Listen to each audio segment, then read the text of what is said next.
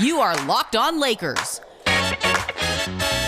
your daily Los Angeles Lakers podcast. Part of the Locked On Podcast Network, your team every day.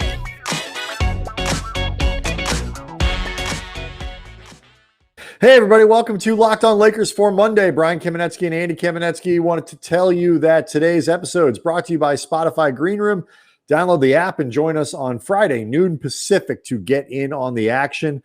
Andy, we are continuing today our series on potential guys that could come to the Lakers in the draft on the 29th. We've got a preview that we did with Eric Kane of Locked On Vols on Jaden Springer, who worked out actually over the weekend with the Lakers. So good timing on that. He's one of the youngest guys in the draft, maybe the youngest, but certainly close. He's 18 still. I was going to say he is comparable to what Taylor Horton Tucker was when the Lakers drafted him, who he was exceptionally young, even by one and done standards. Jaden Springer is going to turn 19 a couple months before the season begins. So he is a really, really young guy. But we got to start with the big news of the weekend. We no longer live in a pre-Space Jam, A New Legacy world. We officially live in a post-Space Jam, A New Legacy world. We live in a post-Space Jam, A New Legacy world that opened big. It had almost a $32 million weekend. That's despite the pandemic still being a factor. That's despite its simultaneously streaming on HBO Max.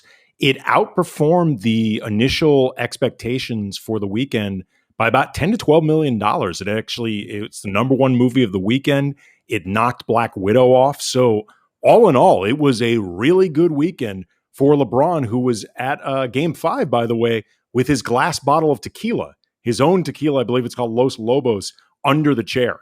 That's when you know you got some juice. You can bring a glass bottle. I'm sure that was totally accidental, nothing intentional there.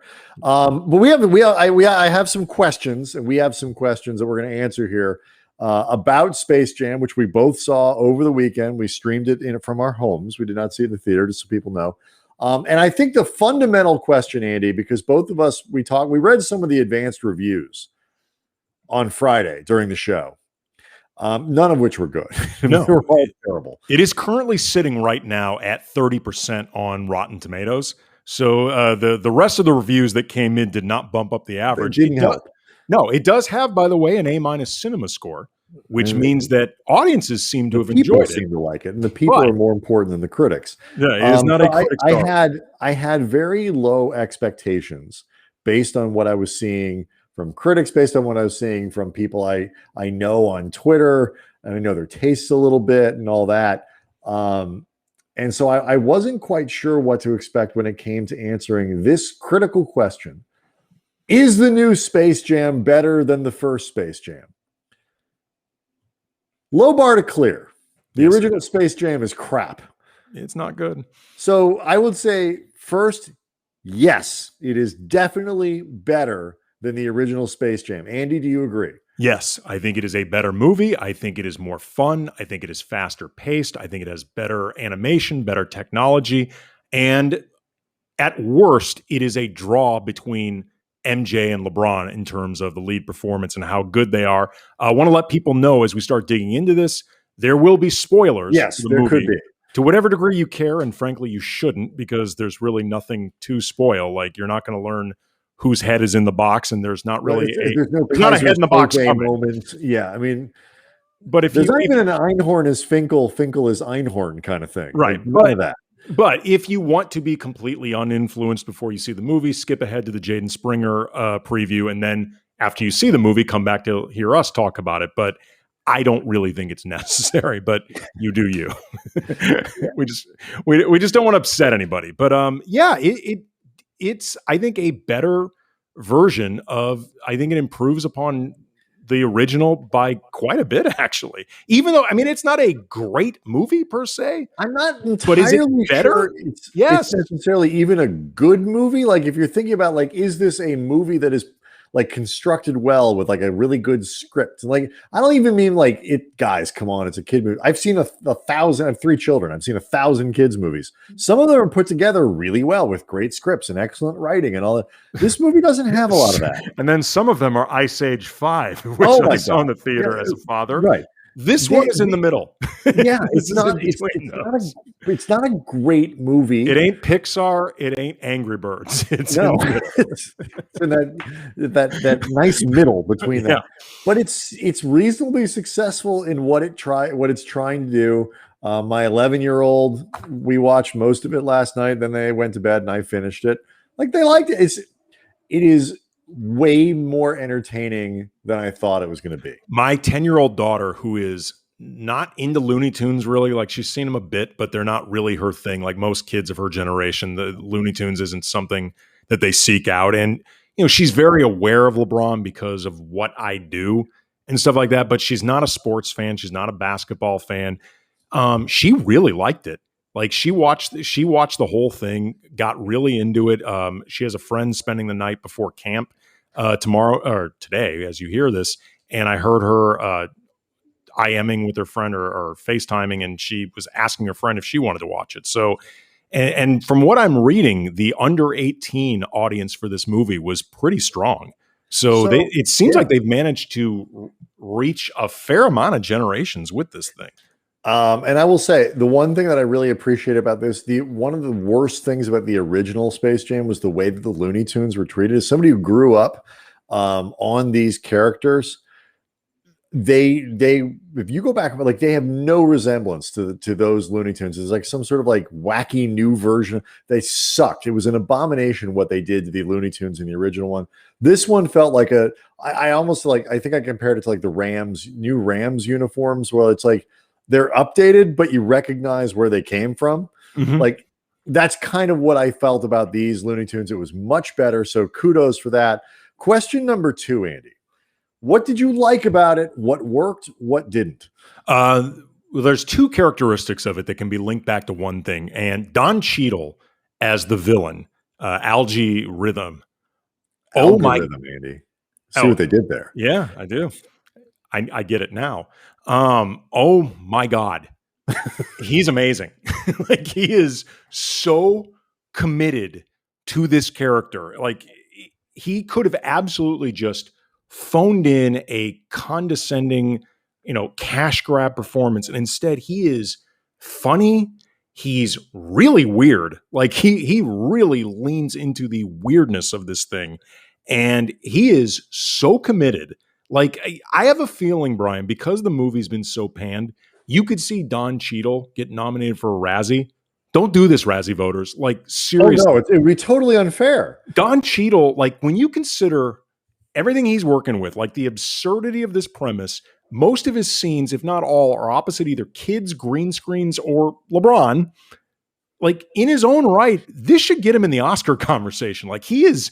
this is not an exaggeration. Like he's amazing. I'm pretty convinced virtually every other legitimate actor in Hollywood would have done the wink and nod thing. Yeah. Like, look, we all know I'm here to collect a paycheck and all that. Cheadle does none of that. No. It is pathological how seriously he is taking this role, and how deeply invested. Like, if you're like an acting teacher out there and you have kids in your class or, in your university, whatever it is, and you're doing your Uda Agen, seminars for people who just moved out to LA, show them this performance. Yes. Because it's not because it's the best movie, but if you want to see a guy go just absolutely balls out on a thing that he does not have to.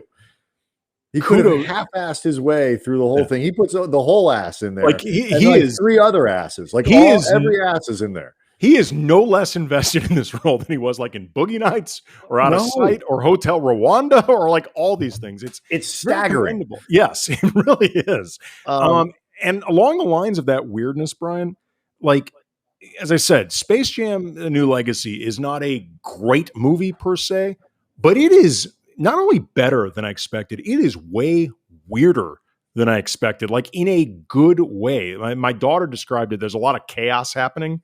And some of the scenes of chaos, I think, almost work in spite of themselves because they're just so all over the place. It's some busy. of it, yeah, it's busy. It's a busy film.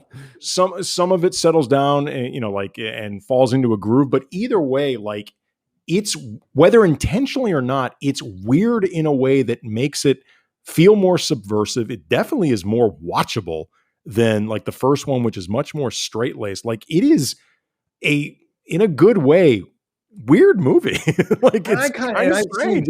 I've seen different people interpret this different ways. I kind of like that that it is a self-aware acknowledgement of like, okay, this is not a movie that has to be made.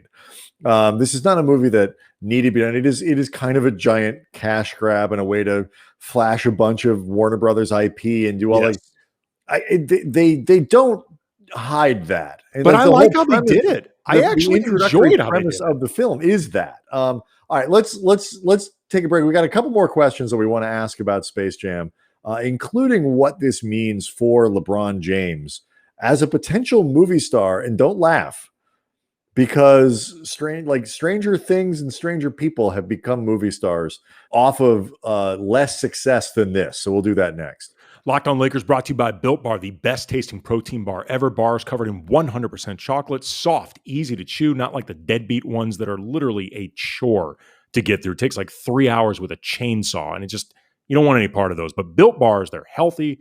They are great if you're trying to lose or maintain weight, but you still want to eat something that tastes awesome as a snack. Low calorie, low sugar, high protein, high fiber. They're great for keto diets. You got the 12 original flavors like raspberry, coconut almond, salted caramel, banana bread. New flavors like cherry barcia, lemon almond cheesecake, cookies and cream. They're great for somebody like me who just loves really cool taste combinations, new, unique. You're never going to get bored feeling like you're eating the same thing over and over and over with Built Bar. So go to BuiltBar.com, use the promo code LOCKED15. You'll get 15% off your first order. Again, the promo code LOCKED15 for 15% off at BuiltBar.com.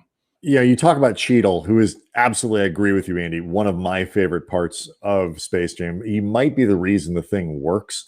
Other things I liked about it, I thought the way that they used the IP throughout was not always great, but I loved the way they did the basketball game.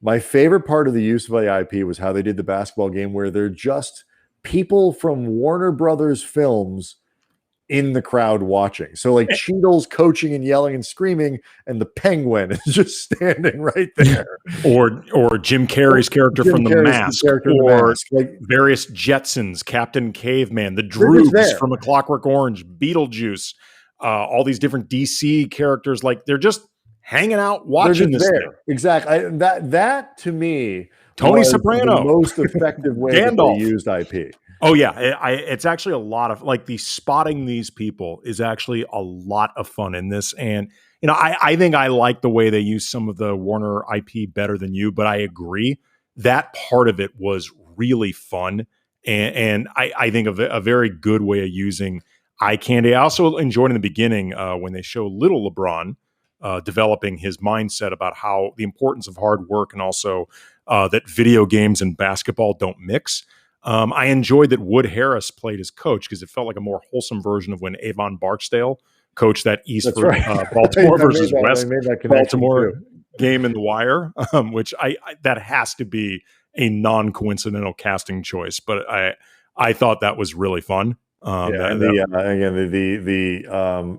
self-awareness of noting that this is just a gigantic IP money grab, I thought was appropriate. You have to acknowledge that. Yes, absolutely. What didn't for you? I mean, as you said, the story, I think, is on balance better than the original, but it ain't Citizen Kane. And other than some good one-liners from Don Cheadle, and who knows how many of those were improvised, the dialogue could have used some punching up. What did you think of LeBron's performance? I thought it was, and that's a loaded question given that we're in the negatives. I think it was okay. Yeah. And I'll tell you why. He actually, I think, had a harder thing to do than people are going to give him credit for.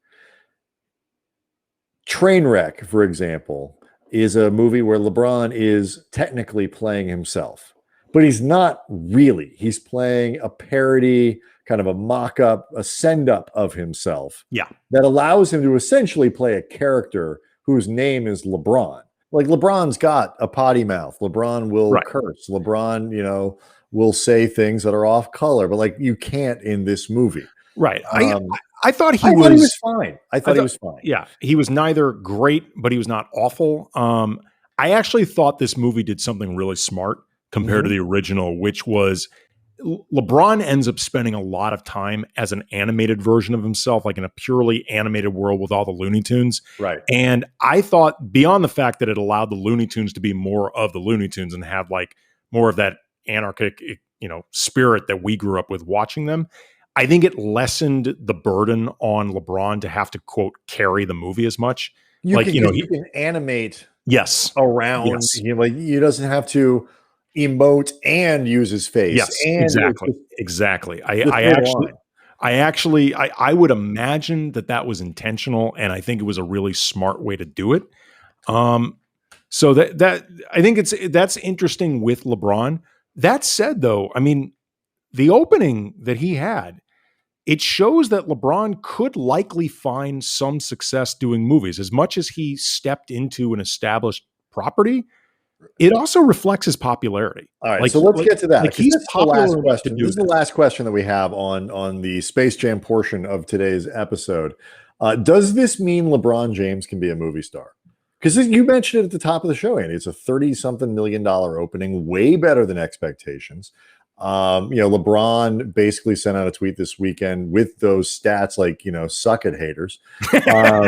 And you can laugh all you want, but like, look, my movie did really well. But it is an established price. Okay, so I'm terrible at this, but like, I'm still skeptical that this makes LeBron James a potential movie star.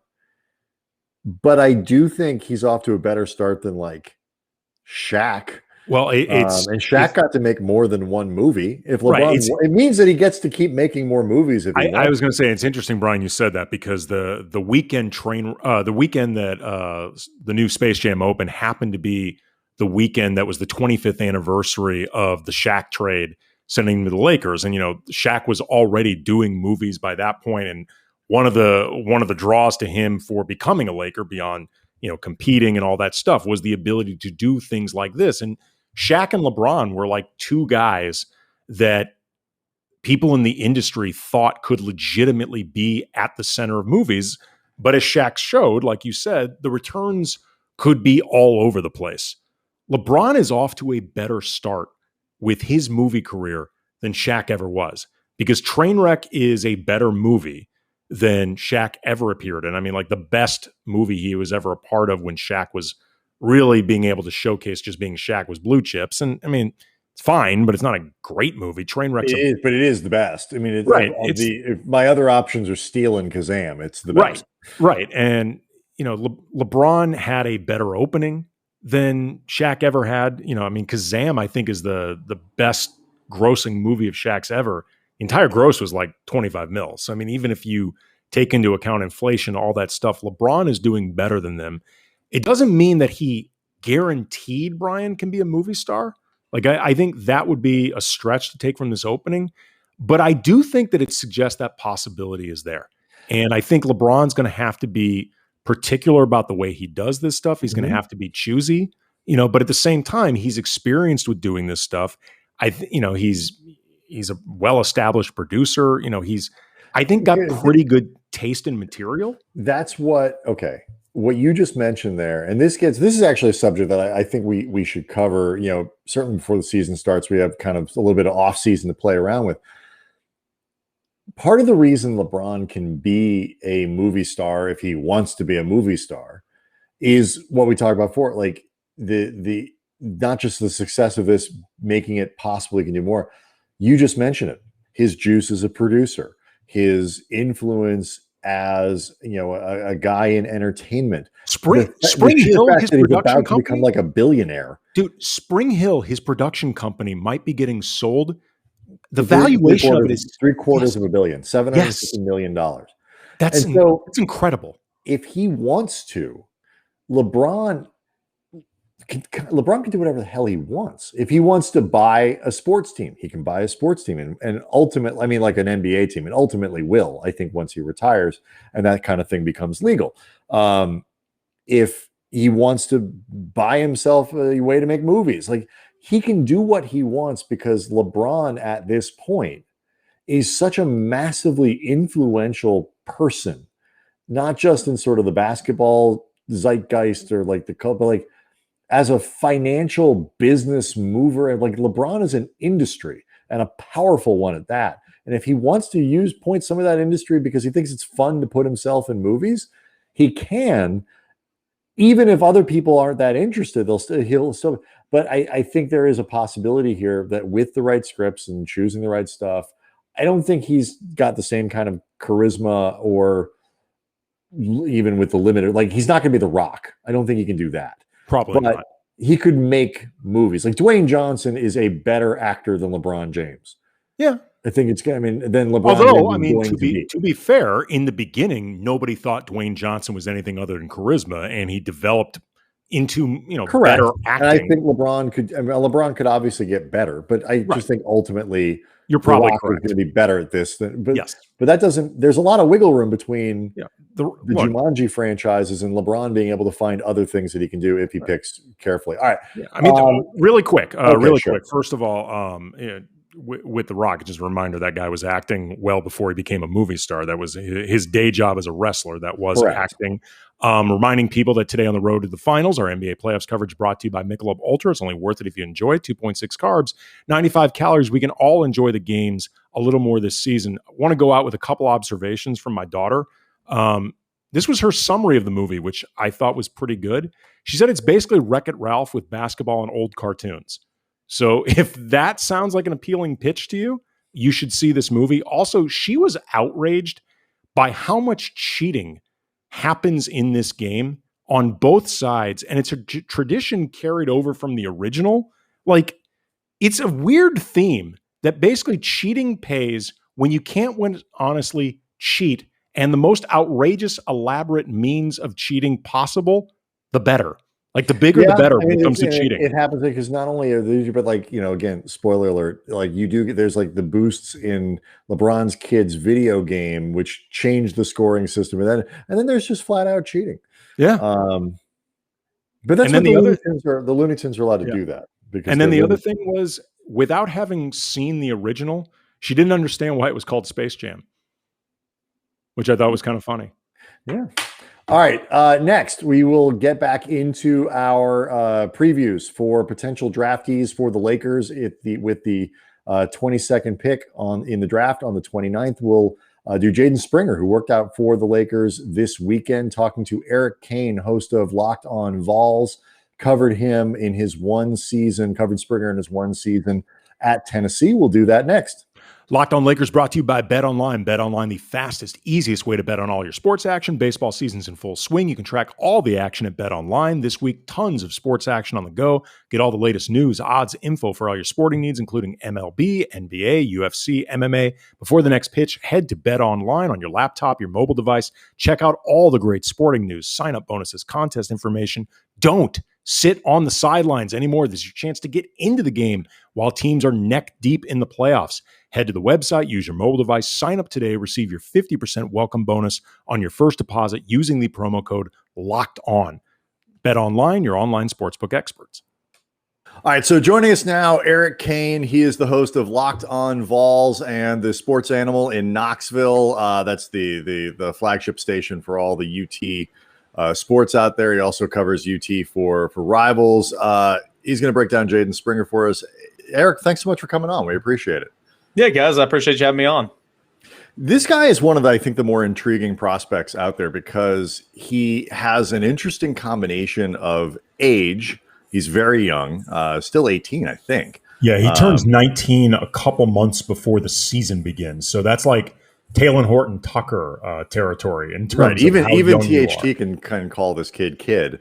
But he was pretty productive in college, but he also wasn't necessarily the frontline starter with Tennessee this year. So when you look at him just sort of broadly, Eric, as a pro prospect, where do you think he is? Well, I think Jaden Springer's a guy that can be a little bit of a project. He's got a lot of ability, as you saw at the NBA combine. He can jump out of the gym. He's got extreme hops. He can handle the ball. That's probably not his strong suit, but he can drive from elbow down to the blocks and seek out contact and stuff like that. The thing that I like about Jaden Springer is, and what I see a lot of NBA guards doing when they drive, you're not gonna pass on just the mid-range jumper. He will stop and he'll work that mid-range an awful lot, and it's something that he struggled with at times at Tennessee, but I think he got better and better as time went on. But defending, I wouldn't say again that's his strong suit, but he's capable of defending a couple different positions. He can shoot the long ball. He shot over 43% from 3-point range at Tennessee, and it's interesting too because again, when he got to Tennessee, he didn't start initially, but by about maybe 3 or 4 weeks into the season, he was a starter. He started, pretty much every SEC game. And, playing for Rick Barnes, it's tough. You're asked to do an awful lot, asked to be very unselfish. And so, he certainly went out there and scored, 25 plus a couple of times. And some games he, set around, 10 points and 6 rebounds. That's the kind of player that Jaden Springer is, and he can bring a lot to the table. Okay, that's really interesting. Just in what you got into right there, you mentioned two things that run pretty counter to a lot of the scouting reports and stuff that I was reading heading into this. First, you mentioned him jumping out of the gym, and a lot of what I've seen has described him as a pretty average athlete by NBA standards. And you also describe defense as not one of his strengths. And all I've been reading is that it is like maybe his best strength. Yeah. So I guess with that in mind, is he either a player that can be difficult to get a beat on just because of how young he is or whatever, or is he somebody that you think the national perception of, for whatever reason, has not been correct? Well, I think a lot of it, too, is he was coached by Rick Barnes. And two things about Rick Barnes. Number one, if you don't play defense, you're not going to play. And number two, I know he's not a true point guard, but if you're a point guard, Rick Barnes is so tough on his point guards. Those are the two things about Rick Barnes. And so no one was playing good defense last year, according to Rick Barnes. And so maybe some of my evaluations kind of stemming from everything I've heard in the media sessions from Rick Barnes. I mean, certainly he's not bad. He can get out there on the perimeter. He can help out in different other spots. And so I think that would be one of his strengths. But, for Rick Barnes, it's always got to get better, always got to get better. And that's why he's one of the better, developers in the college game. And so he's got good athletic ability. And again, I mentioned the vertical jump at the NBA combine. Of course, that's nice and everything, but that's not everything. But he can go up and get rebounds. He certainly helped Tennessee out on the boards this year. Not as much as a fellow swingman and Josiah Jordan James, who will likely go into the NBA draft next year, but a guy that will crash the boards and do what he can to help the team out. And Tennessee had a lot of deficiencies this season, and Jaden Springer was able to kind of overcome a lot of that and put Tennessee in a position to be competitive in a lot of games and help Tennessee win a lot of games, and certainly a lot of games that Tennessee probably should have won more easily than not. You mentioned the 43% from three-point range, which is obviously a great figure, especially for somebody that young. It wasn't on terribly high volume, but the Lakers are obviously in need for some outside shooting. How well do you think that would translate as a pro, going in at age 19 then into the NBA? And do you actually think that there's room for him to become like a legitimate three-point threat in the NBA sort of year in, year out? He did. 3-point shooter is not the first thing that jumps out to me when I think of Jaden Springer. I mean, certainly capable. We mentioned the average. A lot of time in Tennessee, it's just shoot it. Just go ahead and shoot it. And he'd be timid, and he would take the pass, or he would go for that mid-range. And so I think a lot of the stress was on him to actually become more and take more of those shots because, again, it was very effective. And Tennessee really wasn't a very good 3-point shooting team overall. So I think certainly if you get into that league and you work with a team like the Lakers or whoever he's drafted by, and you work to make that more a part of your game and kind of more of what defines you at this level. Of course, you want to be good at everything, but if you're really good at one thing, in the NBA, you're going to stick on a roster because there's a need for you. So certainly I think if he works, he can become that thing. But there was certainly a lot more to his game in college than just shooting the 3-pointer. In terms of his overall offense, what would you say are the best strengths of his in the areas that need to improve more? Well, I think he's a good free throw shooter, and so you'd like to see him, seek out more contact and get to the rim a little bit more, which he did at times, and that was good. Again, 3-point shooting was a strength. He just needs to do a little bit more, maybe confidence, and maybe it's because, again, as you guys have mentioned, a guy that was in high school the year before, he was a true freshman. It was a COVID year to where you didn't have a normal offseason. You didn't get to go to all these camps and stuff, and so a lot of it was just new, and so maybe confidence was a little bit of a factor in terms of just being more assertive for him. So I think being more aggressive, being more assertive would be two things he needs to work on. But the strengths, again, I mentioned it's something that he really, really worked on. I think that it's something that can get better in the NBA because the shots there is that mid range, and I see a lot of people. Yeah, I see a lot of people at that league just stressing the mid range, and I think Jaden Springer might have even saw that and started trying to incorporate that into his game. And again, it was a little slow to begin with, but I think as time went on, it certainly got better. He's a really good ball handler. He's not a point guard, not a true point guard, but he can handle the ball and bring it down. And he doesn't turn over the basketball an awful lot. He's just a smart basketball player. And I think the more and more he gets reps and the more and more he gets coached, the better he can become. One of the great appeals, I think, of Springer would be his age, Eric, obviously, and the room to grow from there. But the Lakers really do need somebody who can come in next year and contribute. They can't afford to have very many dead spots on the roster. And I don't mean necessarily, 25 to 30 minutes a night. That's going to be really hard to do for anybody, any rookie that comes in. Do you think he, though, even at that young age, would be capable of giving a steady, 10 to 15 minutes a night, whatever that might be? Yeah, I think so. Certainly he works hard. And again, he's good enough in all different areas of the game to just kind of be out there and learn on the fly a little bit. I think that he's a guy that can come off the bench, play some valuable minutes, give the starters a break. I wouldn't try to, overwhelm him as a rookie. And I'm sure, no coach. I mean, this is not, a Kate Cunningham coming out. This is Jaden Springer, who's a different type of player. I think minutes would be, restricted, but certainly I do think, to answer your question, he could come in and provide some quality minutes and help you out a little bit. I mean, is he going to come out and, go, play 12 minutes and score 12 points? Not every night, but, some nights I think he could. Acknowledging this is not easy to do during any season that's been, throughout a pandemic, a lot of stuff is remote by Zoom, et cetera. But were you able to gauge a sense of what Jaden Springer's personality is like? Just because being a Laker is a very specific thing, and you spend a lot of time just in a fishbowl under scrutiny. There's just a lot of attention in general for players, and rookies will be no exception. Yeah, a lot of the stuff we did was over Zoom, and that's unfortunate because you don't get to truly feel like you get to know, especially with him too. He and Keon Johnson just kind of ones and dones, and so it's a little unfortunate. But it's a guy that transferred to IMG Academy and played some really, really good basketball. It's a great program, travels all over the country, plays before COVID, plays in front of packed arenas and stuff like that, goes into great tournaments. He's played on a great AAU circuit. So this is a guy that's been around great competition and been around, kind of when the stakes are high. And so ultimately nothing's going to be like, what he's doing next season, of course. But I do think that, his personality is a guy that won't back down and is very coachable, and a guy that wants to learn, a guy that's been there a little bit, but knows he's got a long way to go. And so that's the type of player I think Jaden Springer is. And also too, I mean, if you're part of the, the IMG world, you're prepped for They prep you for that. Yeah, that's part of the program. I mean, it's like a finishing school in a lot of ways, but for basketball. Like I don't say that detrimentally. I'm just saying that it's the truth. You are being prepared for a life in basketball, and part of that is dealing with media, dealing with all the scrutiny that comes with being a professional athlete. Yeah. Same with basketball, same with football. IMG does it with both of those sports, and it carries a lot of weight when you go to that academy, IMG, because of reasons you just mentioned.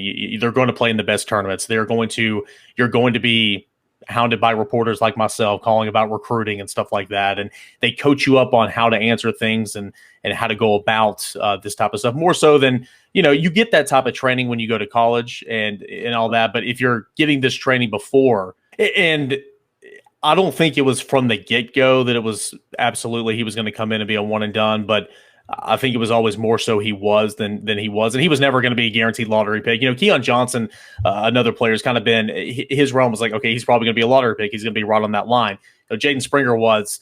This guy looks like he could be a first round pick, and if he comes out and has a good freshman campaign, he's likely going to be gone. And so, I think he might have had that mindset the entire time and trying to get as much out of Rick Barnes as he possibly can. And again, I mentioned the development with Barnes in this program. A lot of it, you see the rewards, coming in years down the line. Of course, Jaden Springer didn't have that. So I think that he just tried to soak up as much as he could while he was there. And so, but I do think that it was very important that the training and the coaching that he got at IMG Academy was kind of looking years in advance and has prepared him for this moment.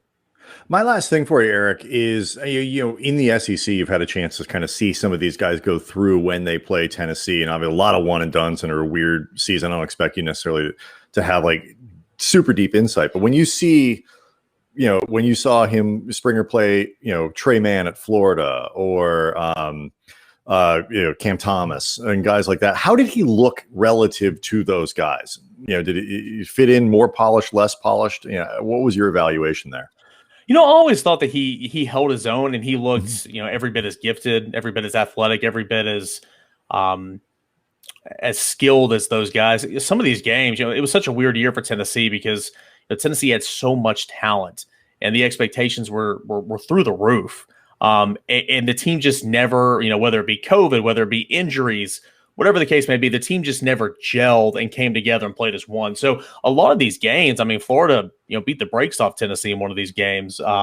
Tennessee was well behind in a lot of these other games. And so at that time, it's not like he ever came out, was a full-blown leader and was rallying the troops or anything, but it's not like he looked scared either. It's just kind of just going through the motions, if that makes sense. So, but there were games, and those are tremendous players you brought up. And I think that, Jaden Springer looked, every bit as good as those guys in these games. But there were games to where Jaden Springer said, okay, the offense has got to come from me today. It's not going to come from everybody else. And he would step up and he was ready to roll. Awesome. Eric, can you hear him? He's the host of Locked On Vols here on the network. You can also get him in Knoxville on the Sports Animal, the official, the flagship. That was the radio word I was searching for UT Sports. He also covers the Vols for Rivals. Thanks so much, man, for doing this. We really appreciate the insight. Absolutely. Thank you guys. Anytime.